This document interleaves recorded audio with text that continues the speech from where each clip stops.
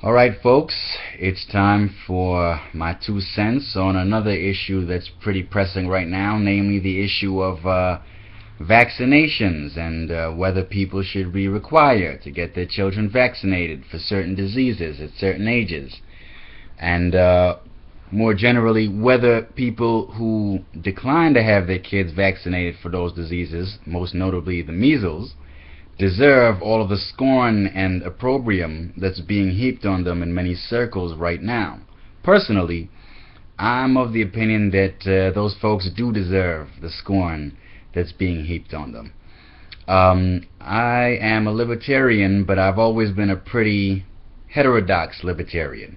While your average libertarian who has very strong philosophical reasons for adopting that belief will tell you that he or she subscribes to the non-aggression principle, namely that people should not initiate force or fraud or aggression against one another.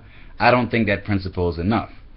A lot of human suffering results from damage that people do to each other unintentionally, and every use of the word aggression that I've ever encountered seems to imply, if not necessarily explicitly include intent.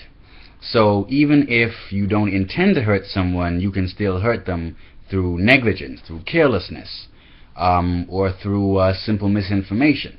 I think that the folks who are declining to have their children vaccinated for measles, mumps, and rubella, for example, provide a perfect example of the latter. These are people who mean well, but they are grotesquely misinformed, and as a result, illnesses like the measles are making a comeback in places where they were once thought more or less eradicated. Herd immunity is being broken down, and we're getting closer and closer to seeing an actual loss of innocent human life as a result of people declining to have their kids vaccinated. So I actually think it would be justified for governments to require parents to have their children vaccinated for these potentially lethal illnesses, such as the measles, as a requirement for allowing them to attend public schools, for example. Now, if you look at the United States, and I'm getting this from an article from Canadian magazine Maclean's right now as we speak, you'll find that every state, all 50 states, require that children receive the MMR, or measles, mumps, rubella vaccine, along with a number of other immunizations. Yet all 50 states allow exemptions for medical or religious reasons, and 20 of those states now also allow parents to decline to have their kids immunized simply for personal beliefs. Now, I actually think it makes sense for a state that allows religious exemptions from vaccinations to allow personal belief-based exemptions as well. I think that's logically consistent. I don't think it makes sense for the government to privilege religious belief over personal belief that may be based on secular philosophical premises, because at the end of the day, there's no reason for people who have reasons of divine revelation for believing certain things to enjoy exemptions from certain legal requirements when others who have, again, secular philosophical reasons for believing maybe the same things are out of luck. Maybe they don't get the same exemptions. At the end of the day, you shouldn't be able to get a legal exemption from following a certain law simply because you believe, or your religion tells you, God said so. Whereas other people who believe the same things you believe but have secular reasons for believing them are out of luck. So I actually think that it makes logical sense for states that offer religious exemptions from immunization laws to offer personal belief exemptions as well. What I think is that they shouldn't offer either exemption. I don't think that they should offer both. They should offer neither, given that these diseases can actually cost people their lives. I think that there's really no good excuse for people to hold on to these beliefs that, for example, vaccines cause autism. You may have heard me mention that particular myth in one of my videos from last fall. There's no evidence whatsoever that vaccines cause autism. There's evidence to the contrary. The whole idea that vaccines cause autism came from a completely false study that was published in a journal called The Lancet, I think a British journal, back in 1998. I think the author of the study actually fabricated much of the data for reasons of personal financial gain. Unfortunately, the study wasn't totally debunked in public until 2010. Now, I've seen people debate this issue in public before recently. You know, should we be so scornful of people who bought into the original myth that vaccines cause autism, given that it took so long, 12 whole years, before that myth was fully debunked? I actually think so. First of all, remember back in the 90s and so on, when the term information superhighway was still all the rage? You know, the internet was still more or less new. It was going gangbusters, and people were still marveling at the amount of information that they had available at their fingertips. Even back then, you had a lot of information that people were able to get. Ordinary people who didn't have any expertise in these fields were able to get, and thus a lot of people heard about this false study and picked up this idea that vaccines cause autism. Fast forward 12 years to the year 2010.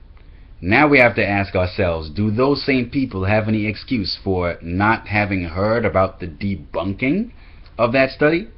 I think not. I think they have no excuse for it at all. After all, by 2010, the so-called information superhighway was even more extensive. People have even more information at their fingertips nowadays, far more than they had back in 1998, when, you know, the Lewinsky sex scandal was still the top news story. I mean, I think there's no excuse for people not to, you know, have these sources of information available to them and not to be paying attention to them, to recognize that the things they used to believe have been proven wrong. Now, let's not forget, we're talking about science here. We're talking about something that people are supposed to, that has a certain methodology, very complicated methodology involved in it. And obviously your average person is not familiar with that kind of methodology. However, that's still no excuse for people to hold on to these myths, such as the idea that vaccines cause autism. At the end of the day, ordinary people should know what they don't know. They should know when they are not experts in a given field. They should know, for example, that the question of whether vaccines cause autism or not is not something they can figure out on their own, because they don't have the tools, the expertise, or the training, and therefore they have to look to those who do have that expertise and those tools to find out about it. But that means that they have to pay attention to what the scientific community is and is not saying. And they ought to continue to pay attention to what the scientific community is and is not saying over time.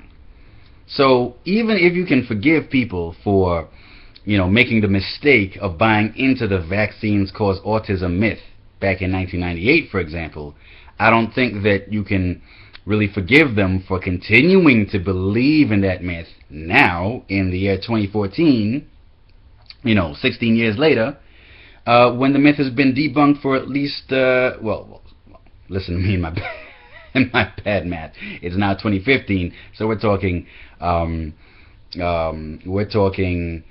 17 years later, and there you go. There's that much more reason for people to recognize that this is indeed a myth, and that they should not believe it, and that it's dangerous to believe in this myth, because it's putting other people and their health and their safety, and maybe even their lives, at risk. So people who are going to latch on to certain ideas, such as this vaccines cause autism myth, based on certain scientific findings, need to keep in mind that in the scientific method and in the scientific community, there's always a possibility that certain findings will be overturned. There's always a possibility that in the future, scientists will find that the current conventional wisdom is wrong after all, and we actually need to rethink the way we approach these things. Sometimes we'll find out that what we believe is true now is actually totally false. Now that's what happened with this vaccines cause autism idea. Although this is more on the fringe because it turned out it was a real fabrication from the beginning. It wasn't an honest mistake. It seems to have been an actual fraud on the part of the perpetrator. But even when people in the scientific community make these findings in good faith and they later turn out to be false, that is still an indication that people who are not scientists need to keep paying attention to what's going on in the scientific community, what's coming out of the scientific community. So, there's been more than enough time at this point, I think, for people to find out that vaccines do not cause autism, that they are generally quite safe, and that refusing to have their children vaccinated is really dangerous and just an all-around bad idea. One other thing I'd like to mention very quickly is that when it comes to the issue of religious freedom and personal freedom, let's not forget that in the United States, according to the U.S. Constitution, the First Amendment in particular, the U.S. Supreme Court has a specific interpretation of the First Amendment. It actually has had that interpretation since at least 1879. That's a very long time now. This is something I learned when I was in law school. Now, a lot of people have the misconception that the free exercise clause of the First Amendment means that people can do more or less whatever their religion tells them as long as it doesn't pose a threat to the public health or safety. That's actually not what the Supreme Court holds that the First Amendment's free exercise clause means. Rather, it means that as long as there's a neutral law of general applicability, as long as it doesn't target religion in general or any specific religion in particular for discrimination or persecution, and as long as it applies to a general class of people in society or to society at large, then that law is constitutional and does not violate the First Amendment's free exercise clause. So that's one more thing that people should keep in mind when they're considering whether they have religious reasons for not wanting to get their kids vaccinated. Actually, it's quite constitutional, or would be quite constitutional, for state governments and to force them to have their kids vaccinated as a precondition for sending their kids to public school, for example. The thing is, religious communities tend to have a lot of political clout. A lot of people in America believe that religions, or most religions at least, can do no wrong. And so they're inclined to believe that when people have a religious reason for believing something, and when they have a religious reason for not wanting to get their kids vaccinated, for example, we shouldn't mess with that. But as we're seeing now, there are often very good reasons to mess with that, and we should not let folks off the hook based on religious beliefs, or secular beliefs for that matter, that turn out to be bogus. So that's my take on this particular issue in a nutshell. Once again, feel free to comment, feel free to disagree or agree, and I look forward to the discussion. See you all later. Peace out.